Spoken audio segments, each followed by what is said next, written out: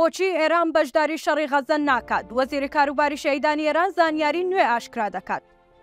قازی زادە هاشمی وەزیری کاروباری شەهیدانی ئێران لە میانەی چاوپێکەوتنێکی تەلەڤیزیۆنیدا زانیاری نوێ لەبارەی بەشداریکردنی ڕاستەوخۆی ئێران لە جەنگی حەماس و ئیسرائیلدا ئاشکرا دەکات. هاشمی دەڵێت لە دەستوری بنەڕەتی کۆماری ئیسلامیدا هاتووە ئەگەر هەر موسڵمانێک لە هەر شوێنێک بێت و کەوێتە مەترسیەوە وەک دەوڵەتێکی ئیسلامی بە ئەرکی سەرشانی خۆمانی دەزانین پشتیوانی و یارمەتی دەری بین. لەم پێناوەشدا یارمەتی دەرانی خەڵکی غەزە و فەلەستین ئەرکی لە پێشینەی دەوڵەتی ئێرانە. دوێنێ لە میانی پەردەلادان لەسەر نوێترین موشەکی هایپەرسۆنیک ناسراو بە فاتحی دوو، خامنەی ڕێبەری باڵای کۆماری ئیسلامی ئێران گوتی پاڵپشتیکردن و یارمەتیدانی خەڵکی غەزە و فەلەستین بە ئەرکی خۆمان دەزانین و ئەرکەکەشمان جێبەجێ دەکەین.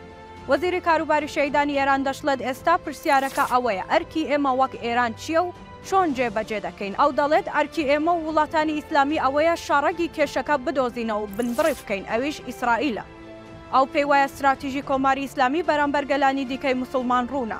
لە هەموو لایەکەوە هەم مانەوی و هەم پڕچەکردن ئێران یارمەتی دەری بزوتنەوەکان دەبێت تا بەرگری لە خۆیان بکەن. هەر لە میانەی قسەکانیدا دەڵێت خومەینی ئاماژەی بۆ وێنەی قاسم سلێمانی فەرماندەی پێشووی فەیلەقی قودسی سوپای پاسداران کردووە و گوتوێتی ئەو پیاوە دەستی فەڵەستینیەکانی پڕ کردووە تا بەرامبەر ئیسرائیل بەرگری لە خۆیان بکەن. سەبارەت بە بەشداریکردنی ڕاستەوخۆی ئێران لە شەڕی ئیسرائیلدا ئەو وەزیرە دەڵێت خەڵکی غەزە و فەڵەستینیەکان ئەو داوایان لە ئێمە نەکردووە تا بەشداری لە شەڕدا بکەین لەگەڵیاندا، چونکە ئەوان پێویستیان بە ئێمە نییە.